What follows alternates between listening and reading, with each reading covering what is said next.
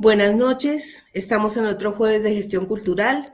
Nosotros somos Astrolabios, somos una colectiva interdisciplinaria en gestión cultural que desde 2022 estamos juntos para acompañarnos, compartir experiencias y construir conocimiento. Hoy tenemos el gusto de estar con Mario Hernán Mejía. Mario, ¿cómo estás? Qué gusto. Hola Liliana, para mí es un placer habitar un tiempo este espacio Astrolabio y pues conversar contigo y contribuir en lo que sea posible. Muchísimas gracias en nombre de los astrolabios y las astrolabias. Les voy a contar brevemente el currículum, digamos, de Mario. Él es máster interuniversitario hoy en gestión cultural. Es experto en planificación de proyectos de cooperación para el desarrollo. Fue director desde 2014 hasta hace poco de Cultura de la Universidad Autónoma de Honduras durante 11 años y es investigador, docente, productor de artes escénicas, visuales y gestor cultural que ha podido ocupar cargos de dirección en los sectores público, privado y académico, y actualmente es consultor de entidades multilaterales en temas de políticas culturales, patrimonio, economía de la cultura y cultura comunitaria. Un recorrido muy interesante. Sí, ya mucho tiempo. Ya mucho tiempo también. ¿Cómo llegas a este tema de la cultura? Bueno, creo que por las artes escénicas. Sí, sí, efectivamente. Bueno, hay que remontarnos un poco a la prehistoria. Cuando era estudiante de bachillerato, que en México es preparatoria, esto fue en Guatemala, al mismo tiempo que hacía mi bachillerato normal, digamos, en ciencias y letras, como se llama acá, pues comencé a estudiar un bachillerato en artes con especialidad en teatro, que esto tendría unos 16, 17 años por ahí. Y pues cursé un par de años todo el bachillerato, tuve la oportunidad de trabajar en teatro con personalidades importantes del teatro en Guatemala, que eran los docentes en ese momento en la Escuela de Arte Dramático, en la ENAD, en Guatemala. Y pues egresé en el año 83, trabajé con la Compañía Nacional de Teatro con un montaje muy importante que fue Edipo Rey de Sófocles, una tragedia griega, y con ese espectáculo justamente fuimos a México al Festival Cervantino, creo que era como el 13 o el 15 Festival Cervantino, ahora ya van por la edición 50 y tantos, y fue pues una gran experiencia, ¿no? Fue así un primer encuentro con ya profesional, a partir de las artes escénicas. Todavía no estaba en el radar el tema de la gestión cultural, ¿no? Que todavía pues no se hablaba de la gestión cultural, eso ya fue años después, ¿no? Después de esa experiencia del Festival Cervantino, pues me trasladé a la Ciudad de México a estudiar teatro ya de manera más formal. Primero estuve en un taller con el maestro José Luis Ibáñez, que en paz descanse, desapareció hace un par de años, un gran maestro que también fue mi maestro ya en la Facultad de Filosofía y Letras, y ahí pues me gradué en la licenciatura de Literatura Dramática y Teatro, ¿no? En el año 91. Así que esos fueron los inicios. Así empezó, puro teatro. ¿Y cómo fuiste caminando, digamos, a la ampliación de visión, a este tema de empezar a trabajar con entidades públicas, privadas, sociales? ¿Cómo se fue allanando ese camino? Sí, fíjate que por necesidad propia, cuando estábamos, eh, bueno, en México me involucré en una compañía de títeres que coordinaba en ese momento Alberto Mejía Barón, que también ya no está con nosotros, al fin, y él fue en ese momento receptor de la compañía Rosete Aranda, ¿no? Una compañía de títeres muy famosa en México desde el siglo XIX, que son unos títeres pues anatómicamente muy bien construidos. Entonces él recibió un lote muy importante de esos títeres para reconstruirlos y para hacer un nuevo montaje. Entonces trabajamos un buen tiempo con el taller de títeres. Luego tuvimos una invitación a la Feria Universal de Sevilla en 1992 y los preparativos de todo esto, pues de alguna manera yo comencé a involucrarme, primero como titiritero, pero también de ahí como productor. Eh, acompañado de una gran productora y gestora que es Tessie Macié, que era la directora de la Casa de la Cultura de Tlalpan en ese entonces.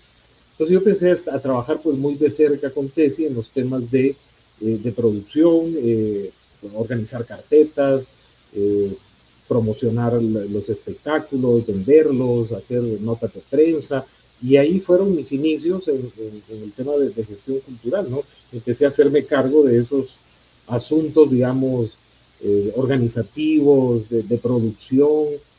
Todavía no habían programas de formación, comenzaban los programas en los 90 en la Ciudad de México con estos programas que organizó con la Culta, ¿te acuerdas? De promotores culturales, algo así. Era lo que existía en ese momento. Empezaron en el 2000 con MacGregor. Sí, exactamente por ahí. Y yo quería estudiar ya gestión de manera formal, pero no encontraba dónde. No me podía ir a España, intenté irme a España a través de una beca, no lo logré. Así que pues tuve que forjarme, ¿no? Durante varios años en la práctica y por necesidad misma de la compañía de tickets, que necesitaba gente que se encargara de todos estos aspectos que ahora ya sabemos y que conocemos como gestión cultural. Uh-huh. Cuéntanos porque creo que hay mucha gente que no conoce ese tema, porque veo que este tema de lo interuniversitario en tu caso es una experiencia como de construcción de graduarse de varias universidades, de estudiar al mismo tiempo. ¿Cómo funcionó ese proceso? Porque a mucha gente, incluso yo misma, no había visto cómo funciona. Sí, esta es una maestría que abrió la Universidad Abierta de Cataluña con la Universidad de Girona y la Universidad de las Islas Baleares. Funcionó durante varios años. Yo fui ya casi, creo que la última promoción antes de que desapareciera la maestría. No sé por qué razón. Continúa la maestría, pero ya solamente la imparte la UOC. Y lo interesante de esta es que se sumaron las experiencias de las tres universidades, lo que ellos venían trabajando ya como oferta académica en el nivel superior. Por lo tanto, tuve profesores de las tres universidades y eso pues fue muy rico, ¿no? Claro. Digamos, no puedo negar que vengo de la escuela de Girona, ya ves que ahí se conoce la escuela de Girona, que es de las más famosas en gestión cultural, donde varios colegas latinoamericanos ahí se formaron y que son contemporáneos nuestros, ¿no? Estoy pensando en Clara Mónica Zapata, Silvi Durán, pues con ellas, digamos, nos iniciamos en estos temas. En ese entonces yo estaba trabajando para la Secretaría de Cultura, Artes y Deportes de aquí de Honduras y pues comencé también un programa de formación para directores de casas de la cultura a partir de mi experiencia formativa y pues fue muy rico, ¿no? Y fue muy interesante porque fue pionero en nuestro medio, fueron los primeros. Había existido un par de cursos libres organizados por la Agencia Española de Cooperación Internacional en Gestión Cultural y posteriormente pues yo inicié ya con un programa para directores de casas de la cultura, formación de gestores, desde hace ya más de 25 años. Y hasta llegar al día de hoy que ya el tema pues ya está un poco más posicionado en nuestro medio. Así que fue muy interesante, ¿no? La experiencia formativa con esta maestría de las tres universidades españolas. Y de ahí pues había que hacer todo un trabajo de contextualización a nuestro contexto centroamericano, latinoamericano, pero con bases bastante sólidas, ¿no? Ya como un campo interdisciplinar, que abarca ciencias sociales, humanidades, administración, gerencia y demás.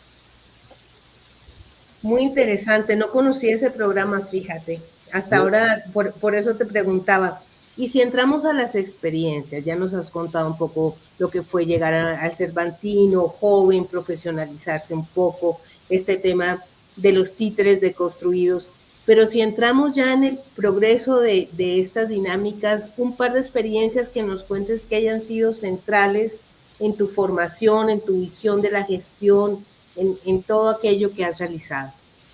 Bueno, en Centroamérica he tenido varias experiencias. Una de ellas bastante significativa fue como asesor de políticas culturales en el Ministerio de Cultura y Deportes de Guatemala. Esto fue entre los años 2005 y 2006 Y fue muy interesante todo el proceso porque logramos posicionar el tema que se extiende hasta el día de hoy. ¿En qué sentido? La idea en ese momento era dotar al Ministerio de Cultura y Deportes de Guatemala de un Plan Nacional de Desarrollo Cultural con una visión de largo plazo y crear dentro del Ministerio de Cultura una unidad de cultura y desarrollo. Entonces estuvimos trabajando en divulgar, en difundir el Plan Nacional de Desarrollo Cultural en todo el país, ¿no? Tanto a nivel institucional, con otras secretarías de Estado, con finanzas, con todo el Estado, pero también con los agentes culturales en Guatemala. Cuando mira, Tito aquí atravesando. Sí, ya lo vi, divino. Entonces, eso fue muy rico, ¿no? Porque fue una experiencia de casi 2 años en donde un equipo nos logramos consolidar, logramos terminar el plan nacional, posicionarlo dentro del Ministerio de Cultura, creamos la Unidad de Cultura y Desarrollo que existe hasta el día de hoy. Primero funcionó como una dirección dentro del ministerio y ahora se llama Unidad de Cultura y Desarrollo. Y ha trascendido diferentes gobiernos, ¿verdad? El programa de plan nacional, que por aquí lo tengo, el Plan Nacional de Desarrollo Cultural a largo plazo, todavía se sigue implementando en Guatemala, cosa que no es usual en nuestros países con pues, toda la volatilidad política, cambios de gobierno, los países vuelven a inventar cada 4 años, y eso pues es bastante desgastante. Eso lo he vivido mucho aquí en Honduras. En Honduras también trabajé durante 4 años, más o menos 5 años, en la Secretaría de Cultura, Artes y Deportes.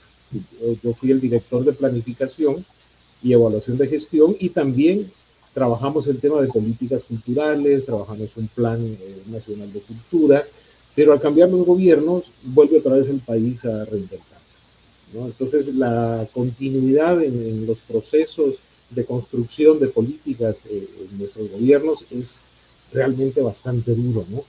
Y es algo que hablamos aquí con el propio sector. A veces nos preguntamos, bueno, tenemos 15, 20 años trabajando en estos temas, y ¿dónde están las políticas culturales que nos hacen falta, ¿no? ¿Dónde están esos programas de Estado que no los... o sea, sigue todavía la expectativa de crear una ley orgánica de cultura, crear unas políticas nacionales, y seguimos todavía empujando la carreta en ese sentido, y con la esperanza de que podamos lograrlo con una visión de largo plazo y construir unas políticas de cultura estatales, ¿no?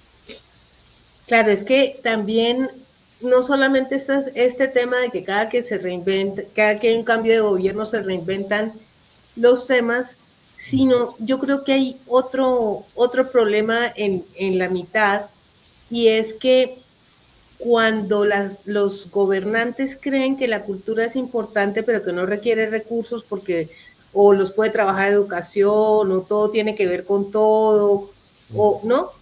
Entonces, sí, hemos ido aquí en México, y me imagino ustedes también, cada vez nos dan menos recursos, pero como nos acostumbramos a esta planeación que va en creciente, más números, más personas, más festivales, más eventos, más cursos, más... Pues cada vez tenemos menos recursos y la exigencia es más alta. Entonces se precariza el sector desde lo público y en el impacto que tiene sobre todo los trabajadores de la cultura. Sí, fíjate que esa discusión la teníamos en Guatemala porque hablábamos de un plan nacional, pero con una visión también intersectorial. En el plan hablábamos de ámbitos, ¿no? El ámbito jurídico, el ámbito económico, y buscábamos esta visión intersectorial precisamente para sumar más recursos. Sabíamos que los recursos no estaban estrictamente en la cultura como sector, sino en otros ámbitos. Y esto de alguna manera ha funcionado en el caso de Guatemala, como te decía, porque ya la dimensión cultural está siendo considerada pues en bastantes políticas públicas, ¿no? Y esa es una experiencia que a mí me da pues mucha satisfacción, y al equipo que trabajamos en su momento, al ministro que estaba en su momento, que era Enrique Mateu, que valga señalar que Enrique Mateu, un gestor cultural también, él trabajó, inició un proyecto muy importante en Antigua Guatemala que se llama proyecto cultural El Sitio.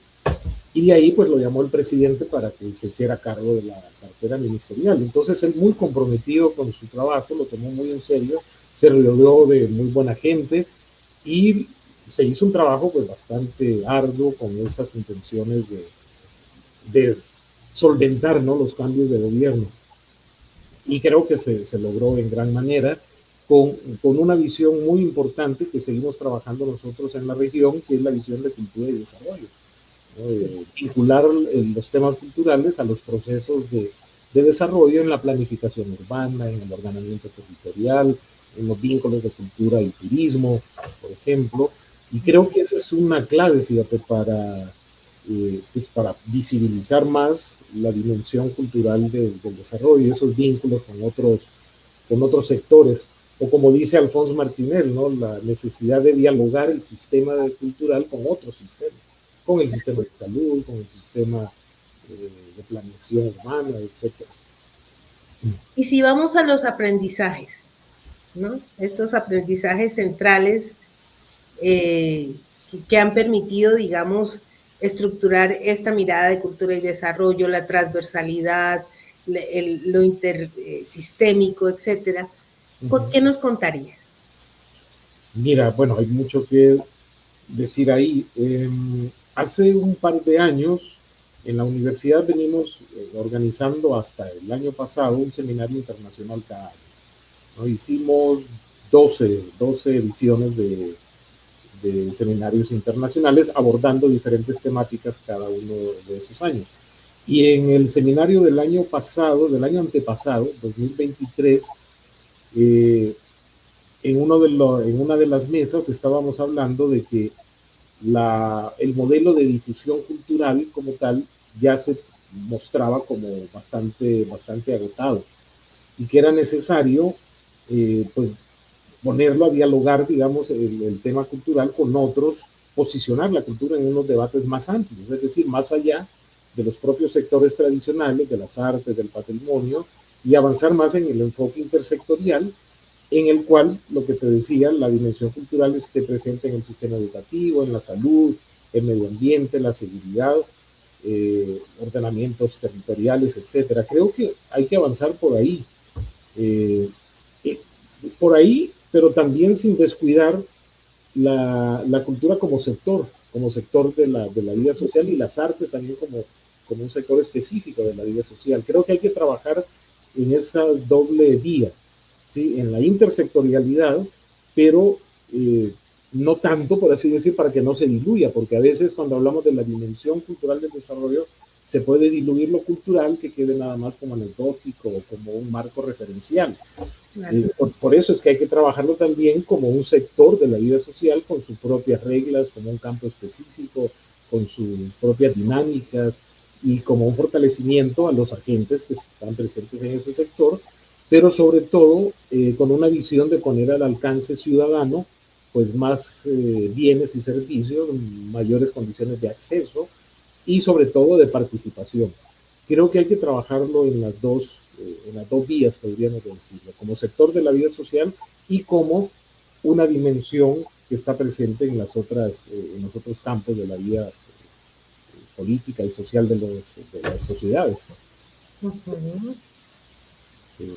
Y el enfoque territorial también es un tema que en nuestro medio es clave. Recordemos que el territorio pues es el espacio más próximo a los ciudadanos, y es ahí donde se puede trabajar también el tema de derechos culturales, ¿no? Esto lo trabajamos bastante en un programa que fue también un gran aprendizaje, un programa de las Naciones Unidas que se llamó Creatividad e Identidad para el Desarrollo Local.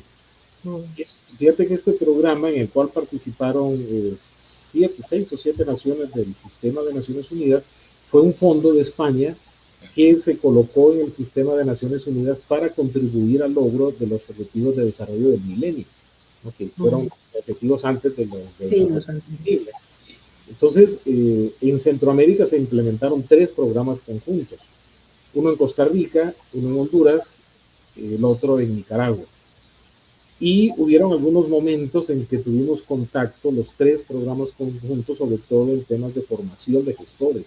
Hubo una experiencia extraordinaria en Nicaragua, en una región autónoma del Caribe, en donde funciona una universidad intercultural, y fue la que tuvo a su cargo la formación de gestores culturales con esta visión de desarrollo territorial, ¿no? ¿Y qué estamos diciendo con desarrollo territorial? Pues poner en perspectiva los recursos culturales como activos productivos para que sean la base para la generación de emprendimientos culturales, pero también que sean la base para lograr temas, finalidades sociales, de cohesión social, de mayor arraigo, fortalecimiento identitario. Se desarrollaron unos manuales para esta formación que todavía, yo todavía los sigo utilizando, manuales muy importantes de cómo mapear recursos culturales, cómo valorarlos, cómo llevarlos a convertirlos en estos activos intangibles, ¿no? Que sean parte del ordenamiento de los territorios. Creo que ese enfoque lo trabajamos bastante en nuestro medio, en donde hay mucho que hacer por el desarrollo realmente. Sí, sí, nos quedan. Yo digo que nunca se necesitó tanta gestión cultural como ahora, y si a eso le aumentamos la batalla cultural, la desinformación, el aumento de la discriminación, bueno, tenemos trabajo como para 300 años nosotros. Afortunadamente. Afortunadamente. Sí. ¿Qué te iba a decir yo? Y con estos, digamos, aprendizajes que son desde la visión más amplia hasta llegar al territorio, ¿qué le sugerirías a alguien que quiera seguir nuestros rumbos, que esté interesado? Porque el mundo ha cambiado mucho y estamos en un tiempo un poco no, muy difícil, ¿no? En pleno genocidio, en regímenes de guerra, en batalla cultural, etcétera. Pero también como un poco somos un sector que aporta mucho valor a la esperanza también, y a los futuros posibles y todos esos temas. Entonces, ¿qué le sugerirías a alguien, sea joven, sea un chavo, una chava, o alguien que está caminando en estos procesos, que tengan en cuenta en estos momentos, de acuerdo a tus aprendizajes y tus conocimientos? Pues yo creo que la preparación interdisciplinar es fundamental. Tener una perspectiva desde las humanidades, por ejemplo, es clave, porque las humanidades te permiten una aproximación a la sensibilidad, al humanismo, al amor al prójimo, al desarrollo comunitario, pero también adquirir herramientas de análisis que son propias de las ciencias sociales, por ejemplo, es fundamental, y también de otros ámbitos que tienen que ver con la gerencia, con la administración. Creo que como gestores debemos estar listos para desarrollar competencias y capacidades que sean interdisciplinarias o multidisciplinarias más bien, ¿no? Conocer muy bien los contextos en donde se trabaja es fundamental para sortear, digamos, esa visión a veces instrumental que se percibe de la gestión cultural, ¿no? Que utiliza la cultura como un aparato para lograr otras finalidades, que es válido. Me parece que las artes se pueden utilizar como vehículo de comunicación humana, por ejemplo, sí.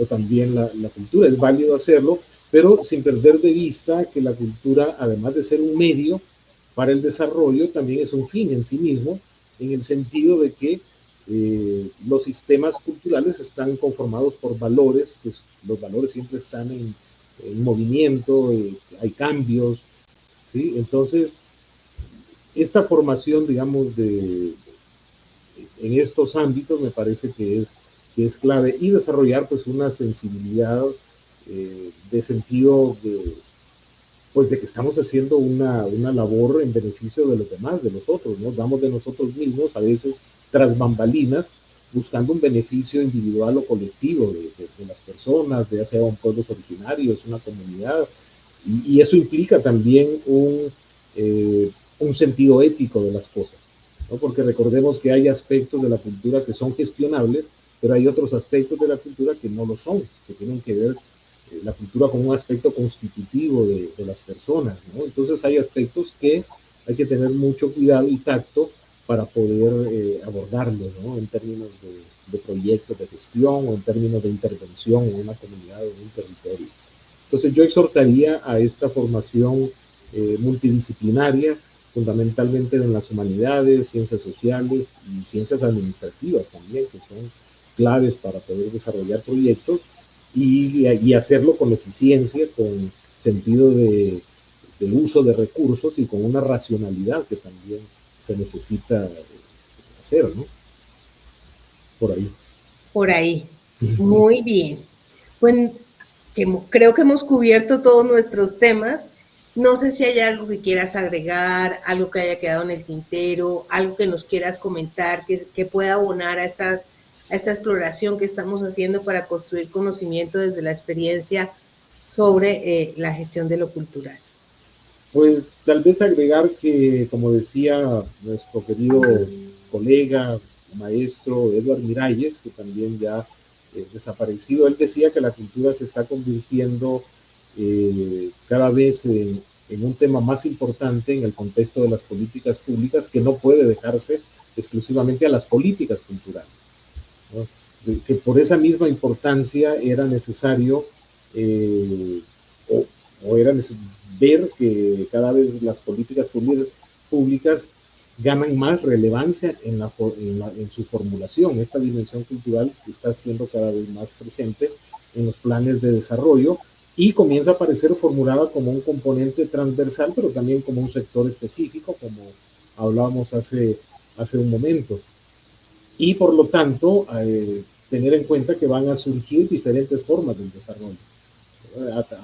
Si hay un trabajo, digamos, muy serio de planificación del desarrollo desde la cultura, pues los aspectos identitarios van a ser claves, van a ser centrales y van a determinar también el enfoque de otras políticas públicas que a veces no son efectivas en cuanto a los resultados que se buscan porque no se considera el sustrato cultural en donde están insertadas. Entonces, creo que esos aspectos son fundamentales y tal vez lo digo desde un sesgo muy particular del contexto de nuestros territorios centroamericanos, en donde siempre debemos de pensar las cosas en clave de desarrollo. Claro. Sí. Sí, es que sí, el contexto, que por eso era tan importante platicar contigo, así como con Alexandra, ¿no? No es lo mismo en un territorio como el mexicano, a hablar desde la potencia que tiene Centroamérica, pero también la fragilidad en la que muchas veces se han visto inmersos, pues, por la geografía, por las dinámicas políticas, por los intereses, ¿no? Así es. Así es. Es decir, la importancia del contexto es clave. Es clave. Sí. Ay, pues Mario Hernán, muchísimas gracias. Me encantó hablar contigo. Creo que aporta mucho tu visión a este proceso de construir conocimiento compartido sobre gestión cultural y ver cómo cada uno, aunque tenemos muchos temas comunes, ha ido desarrollando sus propios procesos. Saludos en nombre de los astrolabios y seguimos al habla. Muchas gracias, Liliana. Un enorme placer compartir contigo. Saludos a los colegas y pues será un placer ver y seguir de cerca el trabajo que estás haciendo a través de este canal de Astrolabio. Así que estaremos como público en las siguientes ediciones. Muchísimas gracias y nosotros nos vemos el próximo jueves en otro jueves de gestión cultural. Buenas noches. Hasta luego.